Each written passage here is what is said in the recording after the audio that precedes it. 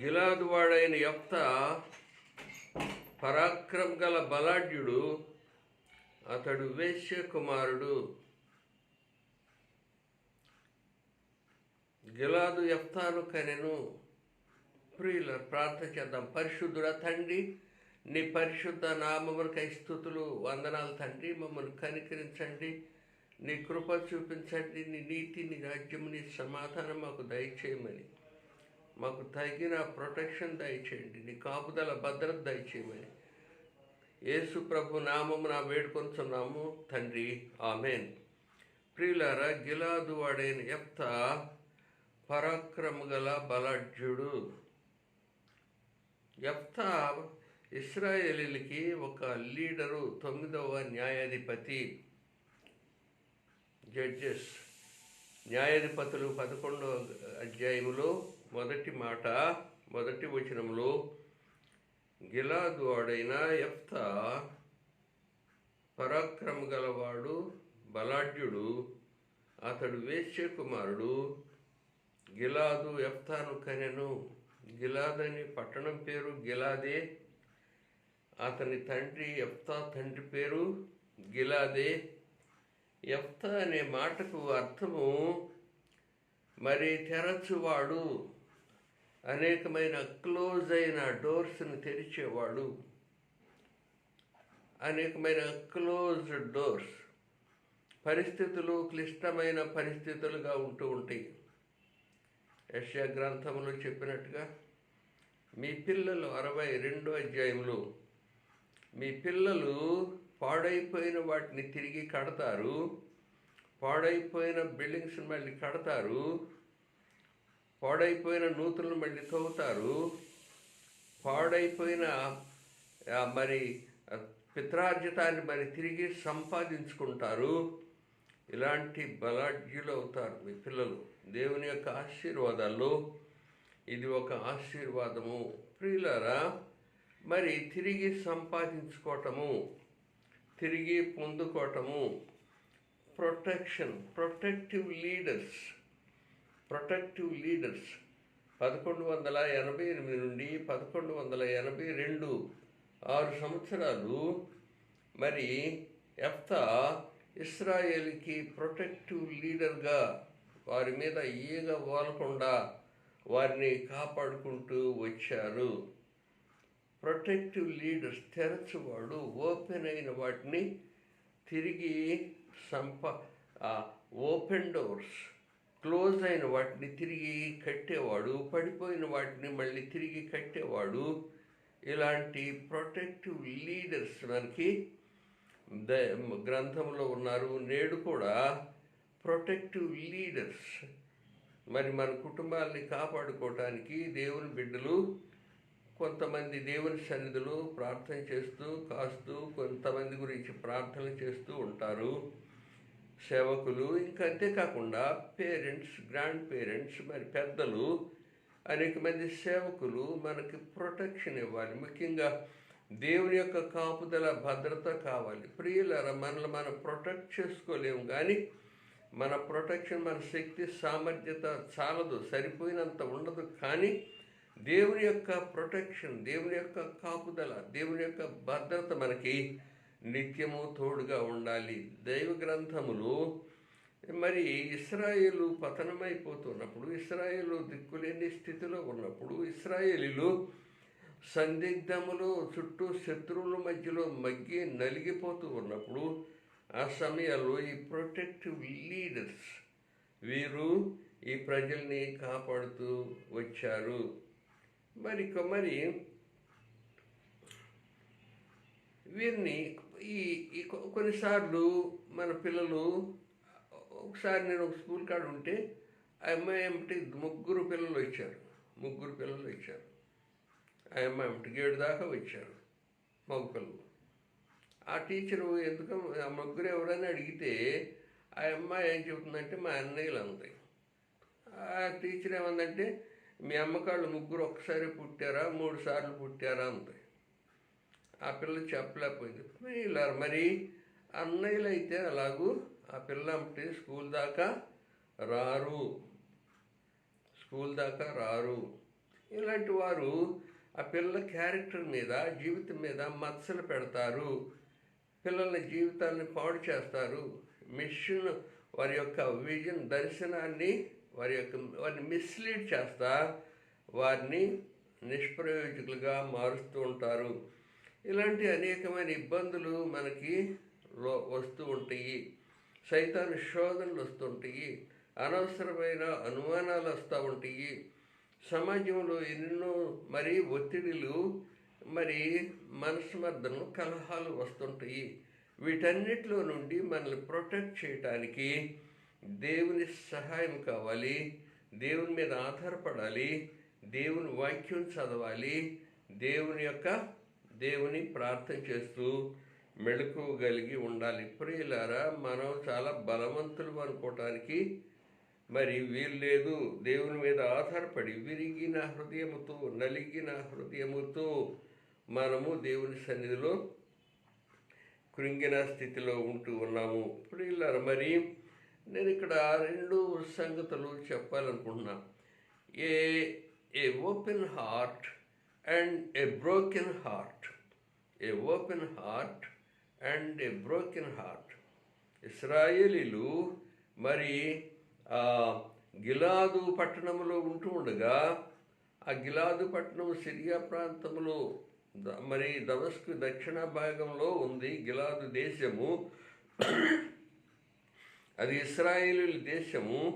ఆ ఇశ్రాయేలు దేశం మీదకి అమ్మోనీయులు వచ్చి వారిని శ్రమలు పెడతా ఉన్నారు. అమ్మోనీయులు వచ్చి బెదిరిస్తూ ఉన్నారు, యుద్ధానికి వస్తూ ఉన్నారు. వారికి సరి అయిన లీడర్ లేడు. ఇశ్రాయేలీలకి వాళ్ళని యుద్ధంలో నడిపించగలిగిన సమర్థుడు కొరతైపోయాడు. ప్రియులారా, ఎందుకంటే దేవునికి విడిచినందువల్ల, దేవుని మరిచినందువల్ల వారు బలహీనులైపోతున్నారు. బలహీనులైనప్పుడు దేవుని శక్తి మీద ఆధారపడుతున్నారు. దేవుని సన్నిధిలో ఏడుస్తున్నారు. వారికి సరైన లీడర్ లేక అమ్మోనీయుల చేత భయము, బెదిరింపులు, వారి యొక్క బలాత్కారానికి భయపడుతూ ఉన్న సమయాల్లో వీరెళ్ళి గిలాదు వాడైన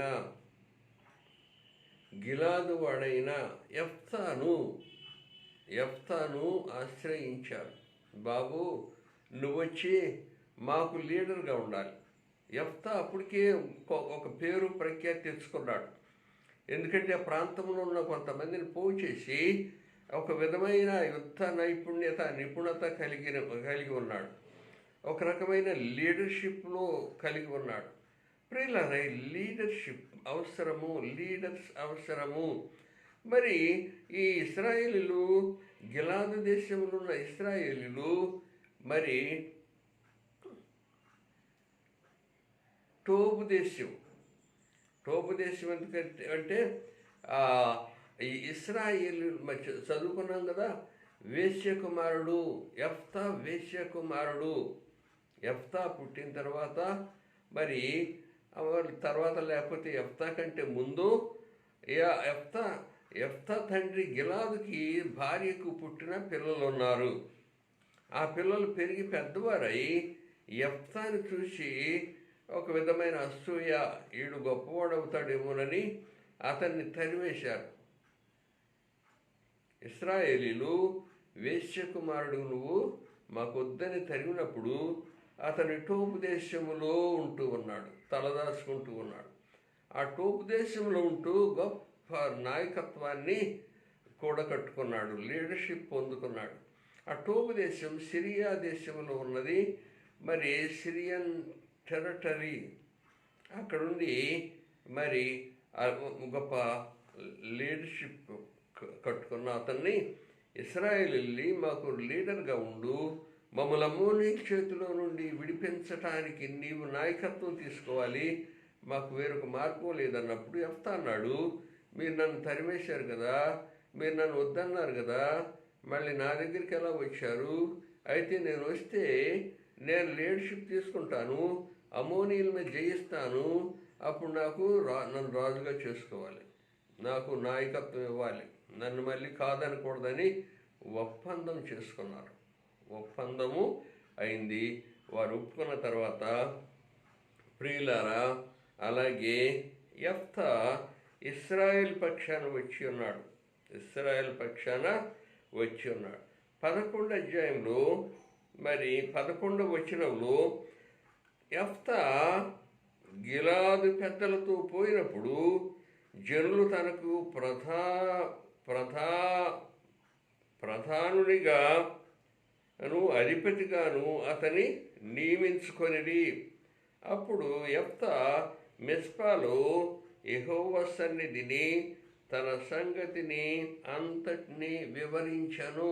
ప్రియులారా, a open heart, with a open heart and with a broken heart అని దీనికి హెడ్డింగ్ పెడితే బాగుంటుంది అనుకుంటున్నాను. With a open heart. యెఫ్తాని ఇశ్రాయేలు లీడర్గా చేసుకున్నారు. యెఫ్తా ఇప్పుడు అమోనీయులతో యుద్ధం చేయాలి. అమోనీయులతో యుద్ధం చేయటానికి మరి సిద్ధపడుతూ ఉన్నప్పుడు యెఫ్తా గిలాదు పెద్దలతో వెళ్ళి అమోనీయులతో యుద్ధం చేయడానికి సిద్ధపడుతున్నప్పుడు యెఫ్తా దేవుని సన్నిధికి వచ్చాడు. ప్రియులారా, గమనించండి. మిస్పాలో యెహోవా సన్నిధిని వారు సమకూడారు. యుద్ధానికి సిద్ధపడుతూ ఉన్నారు. సైన్యాన్ని పోగు చేసుకుంటూ ఉన్నారు. గొప్ప సైన్యం వెళ్ళి ఇప్పుడు అమోనీయులతో పోరాడాలి.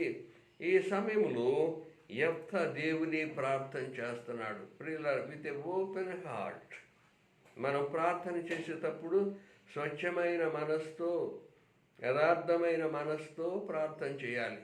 డాక్టర్ దగ్గరికి వెళ్ళి పేషెంటు అబద్ధాలు ఆడకూడదు. ఎవరికి నష్టం అంటే పేషెంట్కే నష్టం. అలాగే దేవుని దగ్గరికి వెళ్ళి మరి యథార్థమైన హృదయంతో దాచకుండా, వ్యర్థమైన కోరికలు కాకుండా అవసరమైన వాటిని దేవుని సన్నిధిలో చెప్పుకుంటూ ఉంటాం. ప్రియులారా, విత్ ఓపెన్ హార్ట్ యెఫ్తా యథార్థ హృదయముతో దేవుని ప్రార్థన చేస్తాడు. అయ్యా ప్రభువా, తండ్రి, నా దేవా, నా స్థితి నువ్వు ఎరుగున్నావు కదా తండ్రి. నా బ్యాక్గ్రౌండ్ అంతా నీకు తెలుసు కదా తండ్రి. నేను ఎవరి కుమారునో కూడా నీకు తెలుసు కదా తండ్రి. నన్ను నా ప్రజలు ఎలా తృణీకరించారో నాకు తెలుసు కదా తండ్రి. మరి అనేక సార్లు మనం అనేక రీతిలుగా తృణీకారానికి అవుతూ ఉంటాం. కొన్నిసార్లు మనల్ని కొంతమంది తృణీకరించవచ్చు, కొన్నిసార్లు మనల్ని తక్కువగా చూడవచ్చు. ఇలాంటి కృంగిన స్థితిలో, ఈ హీనమైన స్థితిలో యెఫ్తా దేవుని సన్నిధిలో విరిగిన మరి శుద్ధ మనస్సుతో, యథార్థ హృదయముతో, ఏది దాచకుండా, ఏది మర్మము లేకుండా, కపటము లేకుండా దేవుని సన్నిధిలో నా స్థితి ఇది ప్రభువా, ఈ దీనస్థితి నుండి నా ప్రజల్ని కాపాడు, నన్ను కాపాడు. నాకు ఇచ్చిన ఈ లీడర్షిప్ అవకాశాన్ని నేను చక్కగా ఉపయోగించుకోవటానికి శక్తి దయచేయి. నన్ను ఈ రీతిగా ఎన్నుకున్నావు, నీ ప్రజల మీద నాయకులుగా నువ్వే ఎన్నుకున్నావు. నాకు ఈ పొజిషన్ ఇచ్చావు, నాకు ఈ జాబ్ ఇచ్చావు, నాకు ఈ సంతోషం ఇచ్చావు. వీటిని కాపాడుకోవటానికి శక్తి దయచేయి. ఈ అవకాశాన్ని నేను చక్కగా ఉపయోగించుకోవాలని with a open heart he prayed. With a open heart, విరిగిన హృదయంతో ప్రియులారా, యెఫ్తా దేవుని సన్నిధిలో మొరపెడుతూ ఉన్నాడు. మొరపెడుతున్నప్పుడు యెఫ్తా యుద్ధానికి వెళ్ళినప్పుడు అమోనీయులు వీరి మధ్య నిలవలేక అమోనీయుల రాజులు పారిపోయారు. అమోనీయులు 20 పట్టణాలను యెఫ్తా స్వాధీనపరుచుకున్నాడు. 20 పట్టణాలను, అమోనీయుల యొక్క 20 పట్టణాలని స్వాధీనపరుచుకున్నాడు. గొప్ప విజయంతో వెళ్ళేటప్పుడు ముందు యుద్ధానికి వెళతా యెఫ్తా ఏమని మొక్కున్నాడంటే, నేను ప్రభువా, నేను మహావిజయంతో వస్తాను. నీవు నా ప్రార్థన ఆలకించావు, అమోనీయుల్ని అన్యుల్ని నా చేతికి అప్పగిస్తున్నావు. గొప్ప విజయంతో నేను రాపోతున్నాను. నేను వచ్చేటప్పుడు నేను నీకు ఒక మొక్కుబడి, నా మొక్కుబడి ఏంటంటే, నా ఇంట్లో నుంచి నాకు ఎదురుగ్గా ఏది వస్తుందో దాన్ని నీకు బలిస్తాను, దహన బలిగా ఇస్తాను. నేను గొప్ప విజయంతో ఊరేగింపుతో జై జై ధ్వనులతో తిరిగి వస్తున్నప్పుడు నా ఇంట్లో నుండి నాకు ఎదురుగా ఏది వస్తుందో మొదటగా దాన్ని నేను దహన బలిగా బలిస్తానని చెప్తున్నాడు. ప్రియులారది ఒక విధమైన మూఢనమ్మకము, మూఢభక్తి. దానివల్ల కొంత ఇబ్బందులు కలుగుతూ ఉంటాయి. తెలియకుండా మరి డెసిషన్ తీసుకోవటం, ఉద్రేకాలతో ప్రమాణాలు చేయటం, ఉద్రేకాలతో నేను అది ఇస్తాను నాకు ఇదైతే అని మొక్కోవటం, దేవుడి దగ్గర బేరం పెడతాము, నువ్వు నాకు ఇచ్చేస్తే నేను నీకు ఇచ్చేస్తాను. ఇలాంటివన్నీ కూడా మూఢ ఆచారాలు. ఆ దినముల్లో మూఢ ఆచారాలు ఉంటూ ఉన్నాయి. ఇలా మతపరమైన దైవ కార్యాల్లో కూడా మూఢ విశ్వాసాలు, మూఢ భక్తి ఉంటూ ఉన్నది.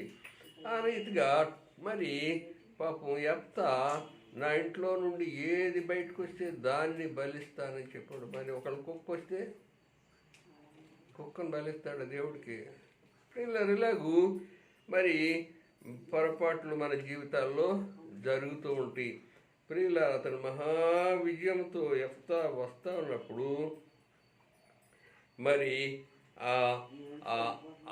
ఆ గుమ్మం దగ్గరకు వచ్చేసరికి తన కుమార్తె, యెఫ్తా కుమార్తె మరి టీనేజ్ గర్ల్, మరి యవనస్తురాలు తన చెలికత్తులతో తన బృందముతో కలిసి నాట్యం ఆడుకుంటూ, ఇన్స్ట్రుమెంట్ వాయించుకుంటూ, సితారా లేకపోతే ఖంజర్ లాంటిది వాయించుకుంటూ, డాన్స్ వేసుకుంటూ వాళ్ళ నాయనకి ఎదురుగా వచ్చింది. ఇప్పుడు ఇలా యెఫ్తా గుండె బద్దలైపోయింది. అయ్యో ఇదేంటి, ఏది ఒక్కతే కుమారులు లేరు, ఇంకా కుమార్తెలు లేరు, ఓన్లీ డాటర్. ఆమె వచ్చినప్పుడు గుండె బద్దలైపోయింది.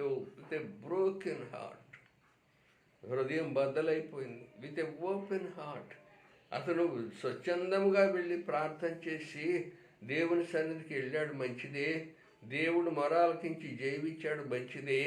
అందులో ఒక సంగతి మిక్స్ అయింది, ఒక దుర్బీజం ఏర్పడి తన మూఢనమ్మకముతో చేసిన ఒప్పందం వల్ల అతని హృదయం బద్దలైంది. With a broken heart he cried with a broken heart. అయ్యో ప్రభువా, ఇదేంటి ప్రభువా, ఇదేంటి ఇలా జరిగిందేంటి ప్రభువా అని కేక వేస్తూ ఉన్నాడు. ప్రియులారా, with a broken heart he crying with a broken heart.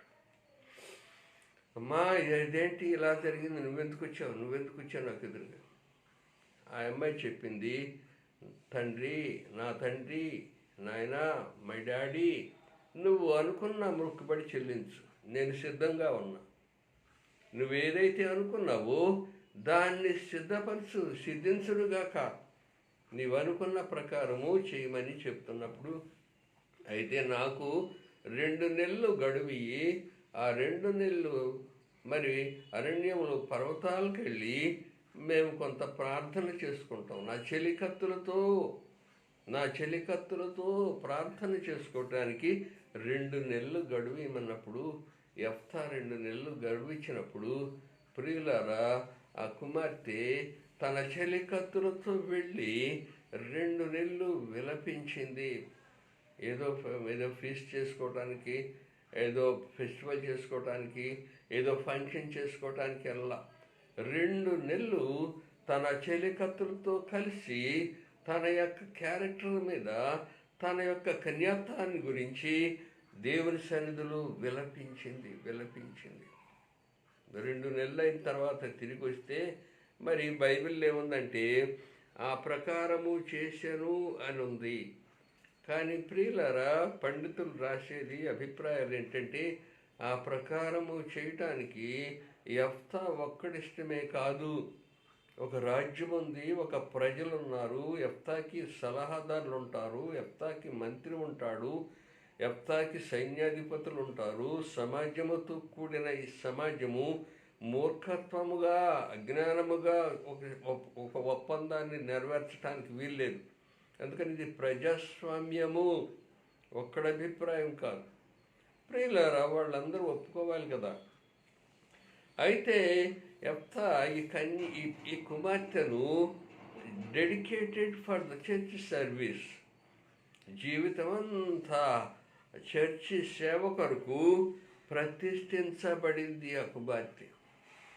ఆ కుమార్తె ఇంకా తన చెలికత్తులు జీవితమంతా ఒక చర్చ్ సర్వీస్, చర్చ్ కాదు, టెంపుల్ సర్వీస్, దేవాలయంలో ప్రతిష్ఠించబడింది. ఎందుకంటే అలా కన్యత్వముగా ఉండి మరి అన్నిటినీ త్యజించాలి. ఈ కన్యత్వాలు ఈ మఠాల్లో ఉన్నవారు మనలాగా రంగురంగులు బట్టలు వేసుకోరు, రంగురంగులుగా తలుకులుగా సరదాలు చేసుకోరు, మంచి మంచి లగ్జరీస్ భోజనాలు చేయరు, మరి మంచి మంచి వాటిని మరి కోరుకోరు. ఒక విధమైన త్యాగము, sacrifice. She was dedicated as ఎ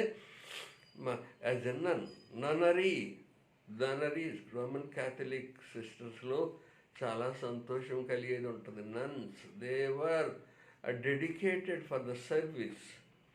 వాళ్ళు రుచికర భోజనాలకు ఆశపడరు, మరి వారు రంగురంగుల వస్త్రాలతో అలంకరింపబడరు. వారికి స్వార్థము, తన కుటుంబము, తన బిడ్డలు అనే స్వార్థము లేదు. వారు సేవ కొరకు ప్రతిష్ఠించబడ్డారు. అలాగే ననరీస్, ఇలాంటివన్నీ కూడా ఈ మఠాలు, ఈ ఉద్యమాలు ఇక్కడ నుండి వచ్చినవని నమ్ముతుంటారు. ప్రియులారా, ఇలాగూ షీ వాజ్ డెడికేటెడ్. ఇలా వచ్చి ఈ రీతిగా ఆమె దేవుని కొరకు ప్రతిష్ఠించబడింది. దేవుడి రీతిగా మరి యెఫ్తా with a open heart, he prayed with a open heart and he cried with a broken heart. బద్దలైన హృదయముతో దేవుని సన్నిధిలో విలపించాడు. దేవుడు తన ప్రార్థనను ఆలకించాడు.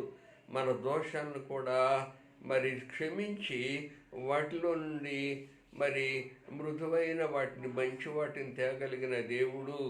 సంసోను సింహాన్ని చంపితే ఆ సింహములో నుండి, కుళ్ళిపోయిన సింహములో బాడీలో నుండి తేనె పట్టు ఎలాగొచ్చిందో అలాగే మన దోషాలను మన్నించి, మన దోషాలను క్షమించి, మన యొక్క బలహీనత మన్నించి అందులోంచి శ్రేష్టమైన నీతిని, అనేకమైన పాఠాలని దేవుడు అనేకమైన విషయాలను మనకి బోధిస్తూ ఉన్నాడు. దేవుడు మనల్ని ప్రేమిస్తున్నాడు. ప్రియులారా, ఆయన మనల్ని ప్రేమిస్తూ ఇశ్రాయేలుకి రీతిగా స్వతంత్రము తెచ్చినవాడు, ఇశ్రాయేల్ని ప్రొటెక్ట్ చేసినవాడు, ఇశ్రాయేల్ని శత్రువు నుండి కాపాడినవాడు.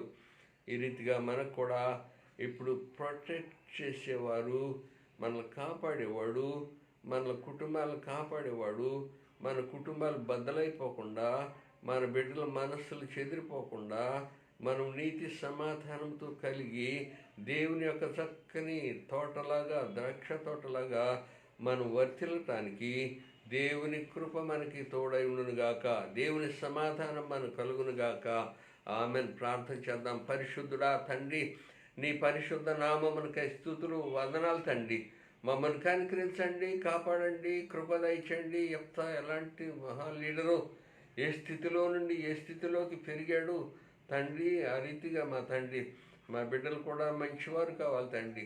కృప చూపించండి, కనికరించండి, రక్షించండి.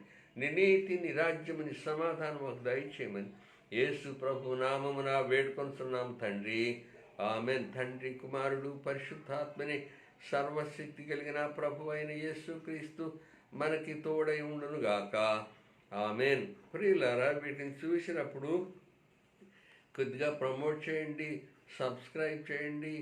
కొన్ని విషయాలైనా మనకు అవసరమైనవి ఉంటాయి కదా, పెద్ద పెద్ద ప్రసంగాలు కాకపోయినా ఇందులో ఏదో ఒక శ్రేష్టత, ప్రత్యేకత ఉంటుంది కదా, దాన్ని ప్రమోట్ చేయండి, సబ్స్క్రైబ్ చేయండి, మరి ఇతరులకు చెప్పండి. అలాగే దేవుని యొక్క ఆశీర్వాదాలు మీకు నాకు కూడా ఉండాలని కోరుతున్నాను. ఆమెన్.